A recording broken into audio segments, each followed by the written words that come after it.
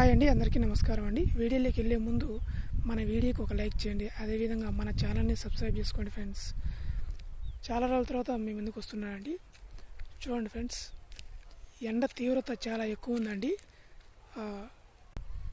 పని ఉంటేనే మాత్రమే బయటికి రండి, లేకపోతే ఇంట్లో ఉండండి. ఆ పని కూడా మార్నింగ్ 11 లోపే అయ్యేటట్టుగా చేసుకోండి. సాయంకాలం 5 తర్వాత బయటికి వెళ్ళే విధంగా ప్లాన్ చేసుకోండి ఫ్రెండ్స్. ఈ మధ్యకాలంలో బయట తిరగకుండా ఉంటే మేలండి. అత్యవసరం అయితే బయటకు వచ్చే మంచిదండి, లేదంటే వడదెబ్బకు మనం బలైపోవాల్సి వస్తుంది. ఫ్రెండ్స్, ఈ వీడియో చాలామందికి షేర్ చేస్తారని కోరుకుంటున్నాను. వీలైతే మనం పళ్ళ రసాలు తాగుతూ ఉండాలండి. అలాగే పండ్లు తినడం వల్ల మనకు ఎండ నుండి ఉపశమనం కలుగుతుంది. అలాగే మజ్జిగ తీసుకోవడం వల్ల కూడా మనం కొద్దిగా ఉపశమనం కలుగుతుందండి. ఈ వీడియో మీకు నచ్చినట్లయితే లైక్, షేర్ చేయండి ఫ్రెండ్స్.